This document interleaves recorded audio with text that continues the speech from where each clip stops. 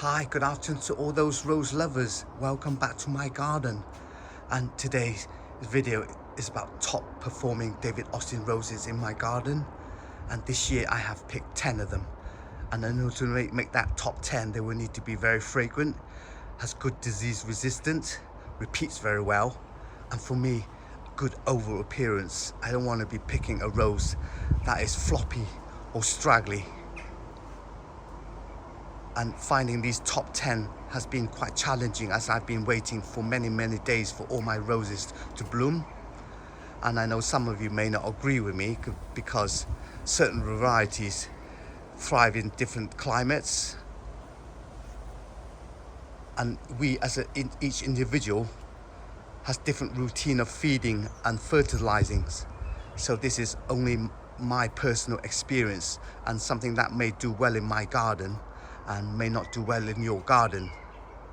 So I hope you enjoy it. And new to the list is Penelopey Lively. Lovely, gorgeous raspberry color. Has a very classic and elegant look to it. These cut blooms is poised and open sprays of almost so many buds.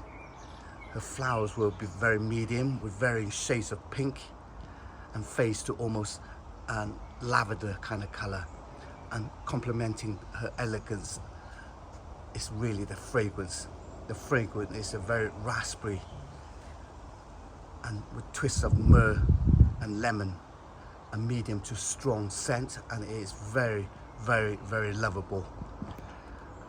And the smell, it really just kind of reminds you of summer, really. And look at that spray of, look at that. It is just incredible.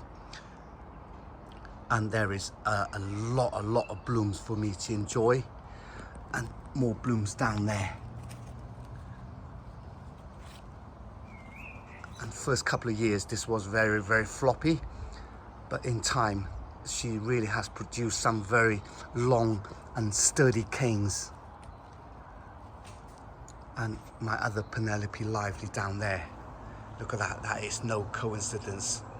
It is a bunch of these flowers. I really can't wait to see this one opening.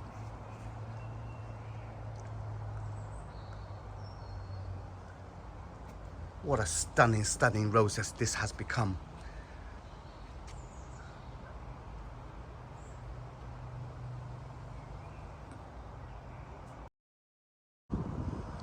And this one is new to the list.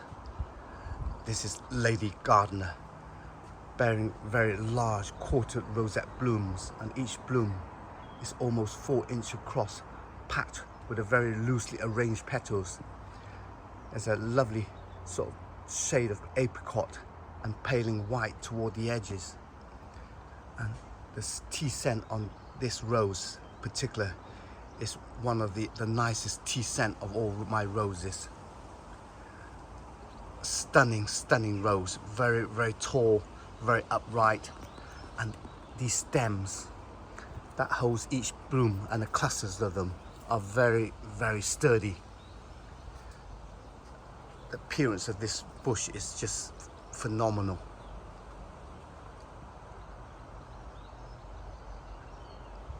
And very healthy. Repeats very well. And stunning rose.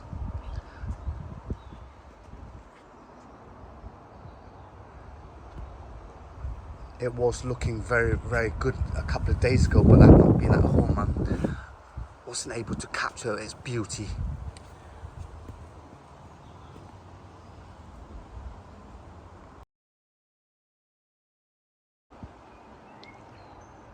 And this is Emily Bronte, an exceptionally beautiful rose with a very distinctive, neat, flat blooms.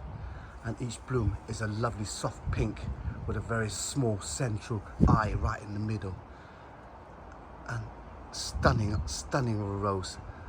Has a very strong tea scent and becomes more of an old rose fragrance with delicious hints of lemon and grapefruit, and forms a very upright and bushy bush. And this one I have is currently growing in a pot, and there is another one in the ground down there, but this one in the pot has thrived better than the one in the ground, which is quite unusual. And let me show you this. Look at that. I've got 6 new basil shoots, and last year this produced 7, and hence it's looking so bushy. It really has a lovely upright presence in my garden. And let me show you another Emily Bronte, and this is no coincidence. Look at down there. There is another 4 new basil shoots. That is really unusual for a rose to produce so many basil shoots. Look at that stunning bloom. Really stunning, gorgeous. And let me just show you from the side. That's how flat that bloom goes. Doesn't get any flatter than that. What a rose this is. And this one, as it ages, it turns to almost pure white. But I think it looks better with this, with a pale sort of cream right in the middle. Stunning rose.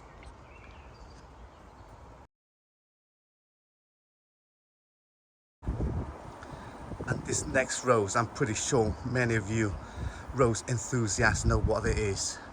And this is Gertrude Jekyll. First introduced in 1986 and named after a very famous gardener. And this is a very old variety of David Austin. Quite old, I suppose, but look at these beautiful, almost like a flat blooms. Has a very lovely, stunning old rose scent. And this rose is always one of the first to flower. And this one may be past its best, but there is still a lot of flowers for me to show you today, and a lot down there. And this is a bush form of Gertrude Jekyll. And without doubt, this is one of the most famous rose in David Austin's collection. And I know 100% that every rose enthusiast, like myself, has this rose. And I don't think any rose garden could do without this rose. Has always been very healthy and repeats extremely well. And I know I've said this many times, obviously, all the roses on this list are all healthy and has good fragrance. And this is without a doubt one of them.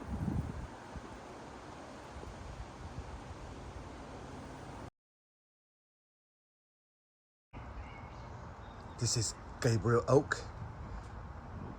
Has a very incredibly vibrant blooms. Really adds a significant impact to every corner of the garden, and a delightful, strong, fruity scent really captivates your senses. Such a magnificent variety. This striking shade of pink, it's really stunning, and the beauty of these blooms really enhanced by this very wonderful, strong, fruity fragrance. And a fully established plant this has been, and first introduced in 2019, named after Thomas Hardy's novel Far From the Madding Crowd.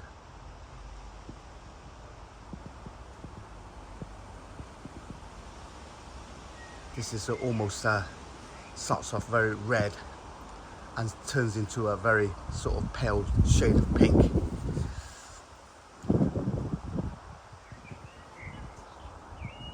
An absolutely wonderful rose.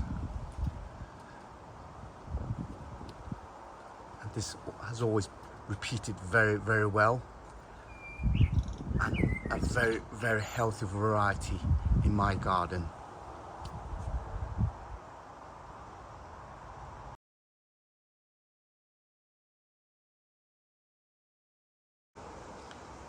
Royal Jubilee. This one is a new one to be on that list. I've had this rose for almost 4 years now. Fully established, growing up to 6 foot tall and probably at 5 foot wide. And this rose really needs space. It is huge and covered in blooms every year. And 4 years I've not been able to detect a fragrance. And I was always desperately wanting this rose to be on that list. It is an absolutely favourite of mine as well.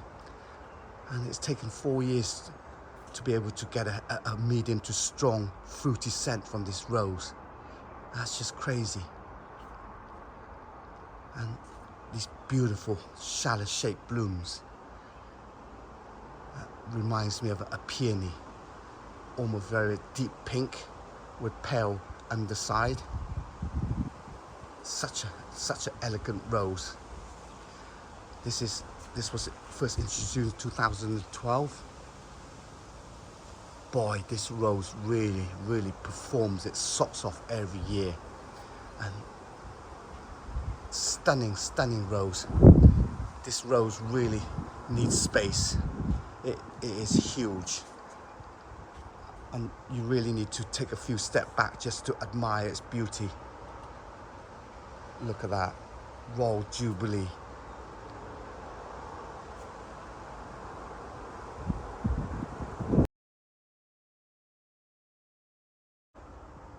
And this one really needs no introduction. And this is Desdemona, probably one of the best white rose David Austin has ever bred.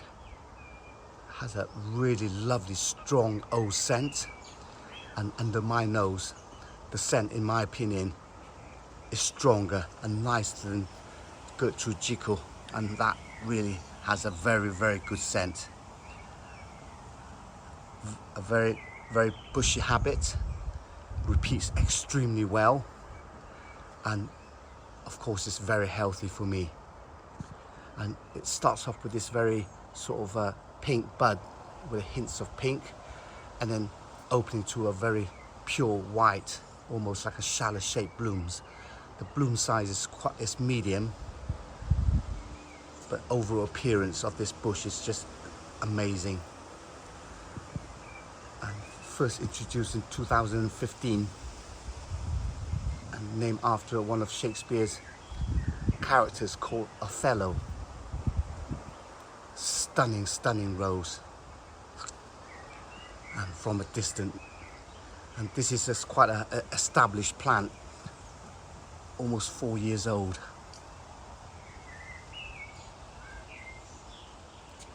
There is quite a lot of spent blooms and maybe past her best.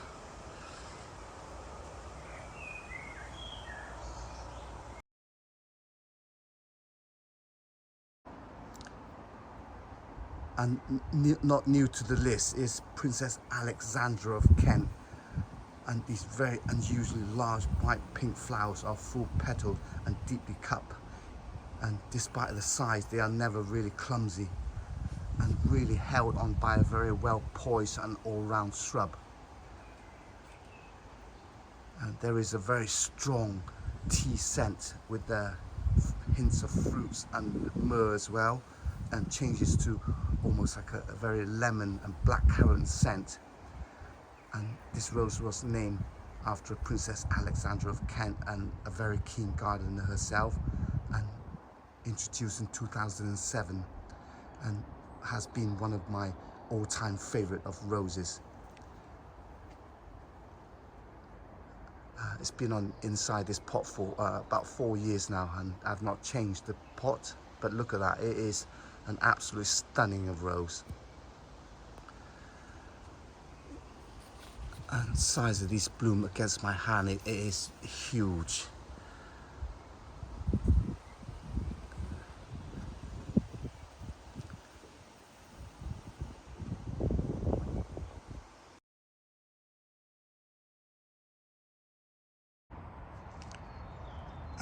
This is Eustacia Vye, another very favorite of mine. And look at these beautiful frilly blooms, stunning, and it eventually fades to almost pink. And this one is a very, very compact variety, and it's quite established.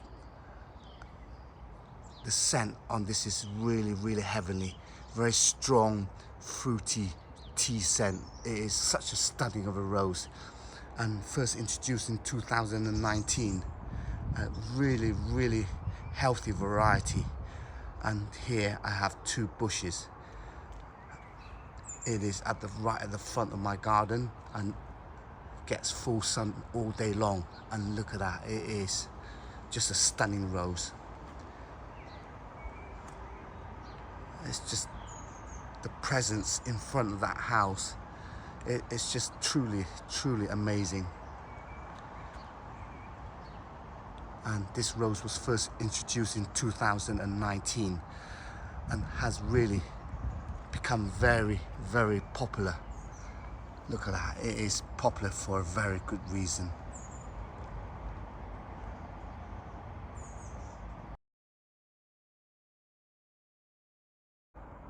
And new to the entry is Boscobel.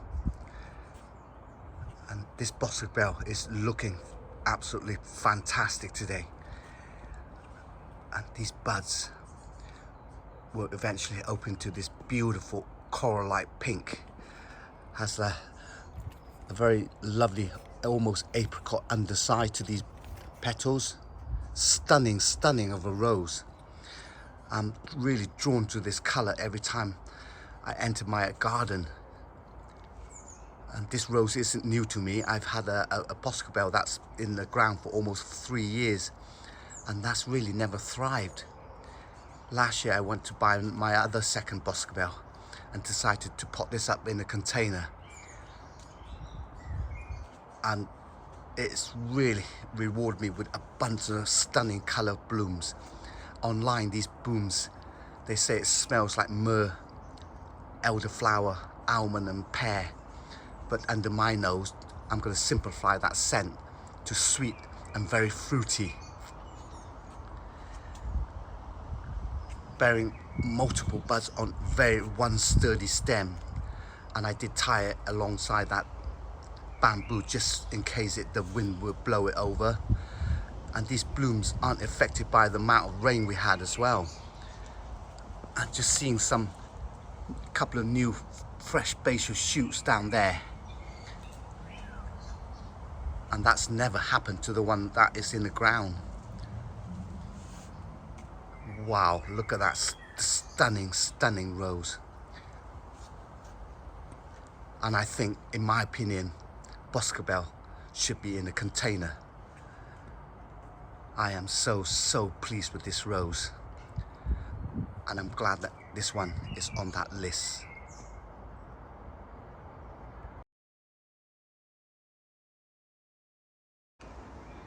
And that's it, ladies and gentlemen. I have picked 10 of the most fragrant rose and the best performing David Austin rose in my garden for this year.